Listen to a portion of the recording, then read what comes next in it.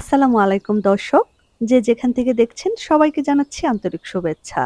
Cook habits থেকে আপনাদের সাথে আছি আমি আখি। আজ আমি আপনাদের সাথে শেয়ার করব ঘরে থাকা উপকরণে দোকানের স্বাদে perfect chicken pizza recipe. Pizza dough তৈরি এবং পিৎজা সস তৈরি সহ রেসিপিটি সহজভাবে চুলায় তৈরি করে দেখাবো। আশা করছি আজকের রেসিপিটি আপনাদের সবার ভালো লাগবে। আর রেসিপি ভালো লাগলে চ্যানেল সাবস্ক্রাইব করে পাশে থাকবেন। আর লাইক এবং কমেন্ট করে আমাকে সাপোর্ট করবেন প্লিজ। কারণ আপনার দেয়া একটা লাইক এবং কমেন্ট আমাকে অনেক বেশি উৎসাহিত করবে। চলুন তাহলে আর দেরি না করে রেসিপিটি দেখে আসি। পিৎজা তৈরি করার জন্য প্রথম আমি পিৎজার ডো তৈরি করে নেব। এজন্য নিয়ে নিয়েছি 2 কাপ পরিমাণ ময়দা, 1 চা চামচ পরিমাণ ইনস্ট্যান্ট ইস্ট, হাফ চা চামচ পরিমাণ লবণ, 2 চা চামচ পরিমাণ চিনি। এখন সবকিছু একসাথে ভালোভাবে মিশিয়ে নেব এবং কুসুম গরম পানি একটু একটু করে দিয়ে একটা ডো তৈরি করে নেব। পানিটা কিন্তু খুব বেশি গরম হওয়া যাবে না, আবার খুব বেশি ঠান্ডা হওয়াও যাবে না। খুব বেশি গরম অবস্থায় পানিটা ইউজ করলে এখানে ইস্টটা কিন্তু অ্যাক্টিভ হবে না। আবার ঠান্ডা পানি দিয়ে ডোটা তৈরি করলেও কিন্তু ইস্ট অ্যাক্টিভ হবে না আর ডোটাও ভালোভাবে ফুলবে না। তাই একটা আঙুল চুবিয়ে সহ্য করা যায় এরকম গরম পানিটা এখানে ইউজ করতে হবে। একটু একটু করে পানি দিয়ে 5 থেকে 7 মিনিট খুব ভালোভাবে মথে নিয়ে একটা সফট ডো তৈরি করে নিতে হবে। কিছুক্ষণ মথে নিয়ে দিয়ে দেব 1 টেবিল চামচ পরিমাণ সয়াবিন তেল। তেলটা দিয়ে আবারও খুব ভালোভাবে মথে নিতে হবে। আসলে আপনি যতটা ভালোভাবে মথে নিয়ে পিৎজার ডোটা তৈরি করবেন, আপনার পিৎজাটা খেতেও কিন্তু ততটাই সফট হবে। আমার পিৎজার ডোটা খুব ভালোভাবে মথে নেওয়া হয়ে গেছে। এখন এটাকে এরকম গোল বলের মতো বানিয়ে নিয়ে উপরে সামান্য পরিমাণ তেল লাগিয়ে নিয়ে এটাকে একটা ঢাকনা দিয়ে রেস্টে রেখে দেব 1 ঘন্টার জন্য। এখন আমি মাংসের প্রিপারেশনটা করে নেব। নিয়ে নিয়েছি 1.5 কাপ পরিমাণ চিকেন। চিকেনগুলোকে আমি এরকম ছোট ছোট টুকরো করে কেটে নিয়েছি। এখন এটাকে মেরিনেট করে নেব। নিয়ে নিচ্ছি 2 চা চামচ পরিমাণ আদা রসুনের পেস্ট,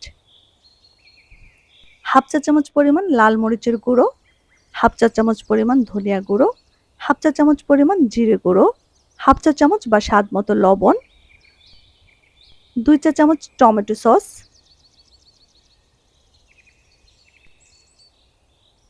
1 চা চামচ লেবুর রস।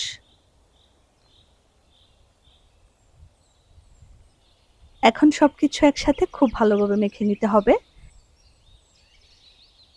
আর এটাকে রেস্টে রাখার কোনোই দরকার নেই, সাথে সাথে রান্না করে ফেলা যাবে। এজন্য চুলায় একটি কড়াই বসিয়ে দিয়ে দিচ্ছি 1/4 কাপ পরিমাণ সয়াবিন তেল, 1/4 কাপ পরিমাণ পেঁয়াজ কুচি। পেঁয়াজটাকে ব্রাউন কালার করে ভেজে নেব।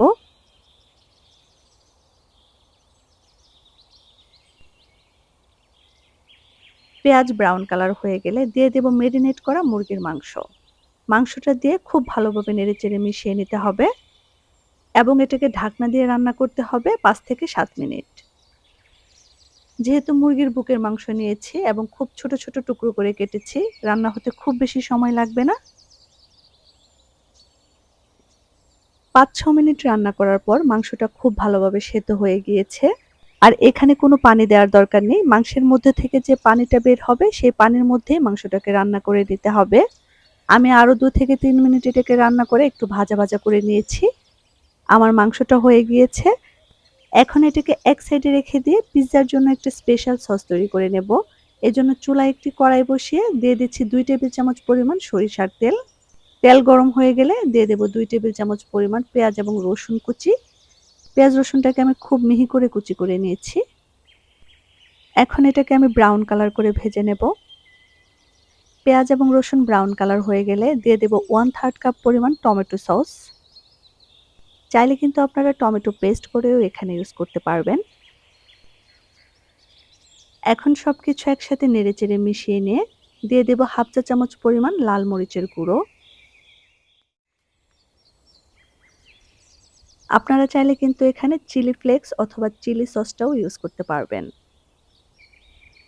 যেহেতু টমেটো সসটা কিছুটা আঠালো টাইপের হয়, তাই 1 টেবিল চামচের মতো পানি দিয়ে এটাকে খুব ভালোভাবে নেড়েচেড়ে কষিয়ে নিতে হবে, নতুবা তলানিতে লেগে যেতে পারে। 2-3 মিনিট রান্না করার পর যখন পানিটা শুকিয়ে গিয়ে এভাবে করে তেলটা উপরের দিক থেকে ভেসে উঠবে, তখনই বুঝতে হবে এটা হয়ে গিয়েছে। এখন এটাকে চুলা থেকে নামিয়ে নেব। 1 ঘন্টা পর আমাদের পিৎজার ডোটা ফুলে ঠিক ডাবল হয়ে গিয়েছে। এখন এভাবে করে হাত দিয়ে চেপে এর ভেতর থেকে বাতাসটা বের করে নিয়ে আবারও ১ থেকে ২ মিনিট খুব ভালোভাবে এটাকে মথে নিতে হবে। এতে করে পিজ্জার ডোটা আরো অনেক বেশি সফট হয়ে যাবে এবং পিজ্জাটাও খুব ভালোভাবে ফুলবে। এখন পিজ্জার ডোটা দিয়ে আমি একটা মোটা সাইজের রুটি বেলে নেব। তার আগে পিজ্জাটাকে সেট করার জন্য আমি একটা পিজ্জার ট্রে নিয়েছি এবং পিজ্জার ট্রের মধ্যে আমি সামান্য পরিমাণ তেল লাগিয়ে নেব।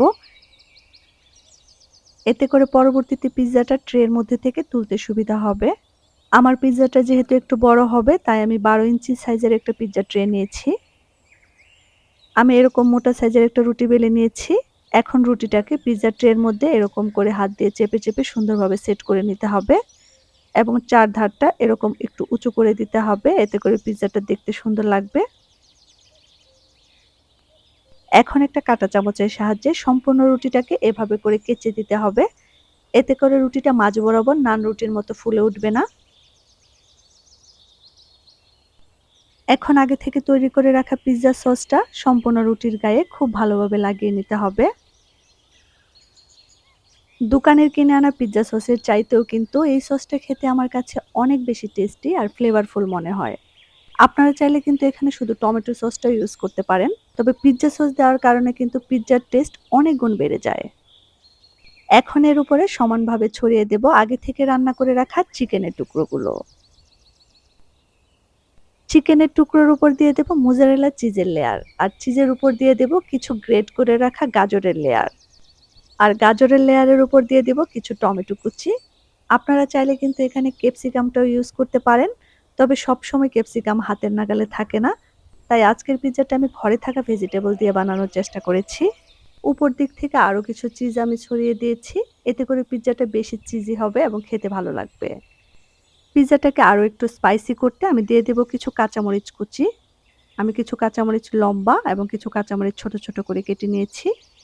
সবজির ফাঁকে ফাঁকে দিয়ে দেব রিং করে কেটে রাখা কিছু পেঁয়াজ কুচি এবং সবার শেষে উপর থেকে ছড়িয়ে দেব কিছুটা অরিগ্যানো। এই মশলাটা দেওয়ার কারণে পিজ্জার মধ্যে কিন্তু একটা দোকানের মতো ফ্লেভার আসবে। আর আপনাদের কাছে যদি এই মশলাটা না থাকে তাহলে স্কিপ করতে পারেন। আমার পিজ্জাটা সুন্দরভাবে সেট করা হয়ে গেছে। এখন এটাকে বেক করে নেব। আজকের পিজ্জাটা আমি চুলায় বেক করব। এজন্য ১০ মিনিট আগে থেকে চুলায় একটি কড়াই বসিয়ে প্রিহিট করে নিয়েছি। এখন কড়াইয়ের মধ্যে পিজ্জাটা দিয়ে ঢাকনা দিয়ে মিডিয়াম টু লো ফ্লেমে এটাকে বেক করব ২০ থেকে ২৫ মিনিট। আর আপনারা যারা ওভেনে বেক করতে চান তারা ১৮০ ডিগ্রি প্রিহিটেড ওভেনে ২০ থেকে ২৫ মিনিট বেক করলেই হয়ে যাবে। ২৫ মিনিট পর আমার পিজ্জাটা সুন্দরভাবে বেক হয়ে গিয়েছে এবং চুলায় বেক করার কারণে কিন্তু নিচের দিক থেকে একটুও পুড়ে যায়নি। দেখতে এবং খেতে কিন্তু দোকানের পিজ্জার চেয়ে কোনো অংশে কম হয়নি। চাইলে কিন্তু একবার ট্রাই করতে পারেন। আশা করছি আজকের রেসিপি আপনাদের সবার ভালো লেগেছে। আর রেসিপি ভালো লাগলে আমার চ্যানেলটি সাবস্ক্রাইব করে আমার পাশে থাকবেন। ইনশাআল্লাহ দেখা হবে পরবর্তী কোনো রেসিপিতে। আসসালামু আলাইকুম।